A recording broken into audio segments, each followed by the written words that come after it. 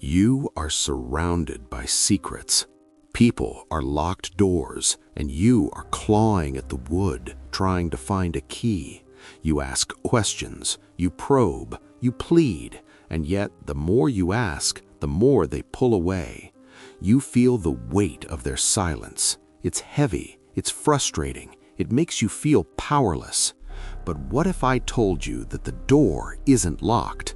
You were simply pushing when you should be pulling. Stop asking questions. Start making statements. Today, I will teach you the dark art of getting anyone to tell you anything without ever letting them know they're being interrogated. When you ask a direct question, it triggers an ancient biological response. It is the security alarm. The moment you say, "Where were you?" or "How much do you make?" the brain flags you as an interrogator. Defenses go up. The ego prepares for battle. Humans are wired to protect their inner sanctum. But there is a flaw in our design. We have an irresistible urge to be right. We have a pathological need to correct the record. If you ask, they hide. If you state a falsehood, they reveal. By bypassing the alarm, you allow them to volunteer information freely. They believe they are in control. They believe they are educating you. In reality, they are handing you the keys to their kingdom. This isn't just a theory. It is a codified system of intelligence gathering known as elicitation. It was mastered by John Nolan, man who lived in the world of shadows, and detailed in his book, Confidential. Elicitation is the art of extracting information using statements instead of questions. As Carl Jung once said, the pendulum of the mind oscillates between sense and nonsense, not between right and wrong. To master this, you must stop seeking the right answer and start utilizing the wrong statement. You are not a seeker of truth, you're a catalyst for the other person's vanity. The first weapon in your arsenal is correcting the record. It relies on the psychological fact that humans cannot stand an incorrect statement about a topic they know well. Imagine you want to know a coworker's salary at Whole Foods. If you ask, "How much do you make?" they'll get defensive. Instead, say this: "I read online that everyone here got a raise to $26 an hour." Watch their face. The shock will force the truth out. "No way," they'll say. "I only make $17.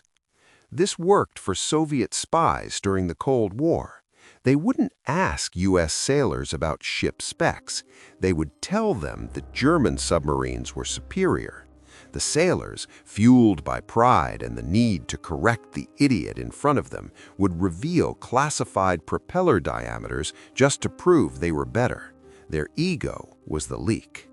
Next, we have the presumptive statement. This is where you assume a feeling or experience to force an elaboration.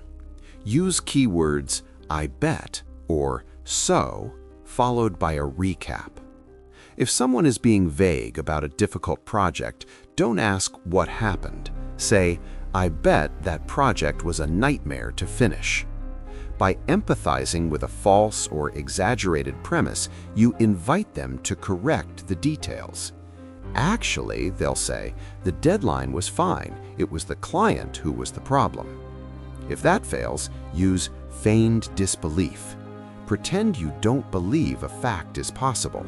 If you think a company is moving, say, "There is no way the CEO would move the HQ in February. It's too cold." To prove you wrong, the employee will give you the timeline you need. But there is a limit, a boundary you must respect. We call it bracketing. If you need a specific number, a date, a price, a quantity, give them a range that is slightly off. Say, "I heard you guys are moving between March and May." They will narrow it down for you. "No, it's actually late June." Now remember the golden rule of elicitation.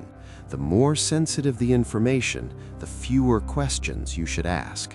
If you want to know what someone likes in their coffee, ask them. But if you want to know their secrets, their failures, or their hidden agendas, shut your mouth. Questions are an attack. Statements are an invitation. You now possess a tool that most people will never understand. You have the ability to navigate the labyrinth of human ego, but use this power with the discipline of a stoic. Do not use it to gossip, use it to understand, use it to protect yourself. As Marcus Aurelius wrote, everything we hear is an opinion, not a fact. Everything we see is a perspective, not the truth. By mastering elicitation, you are no longer a victim of the perspective others choose to show you. You are the architect of the truth. Go forth, listen more than you speak, and let their own vanity set you free.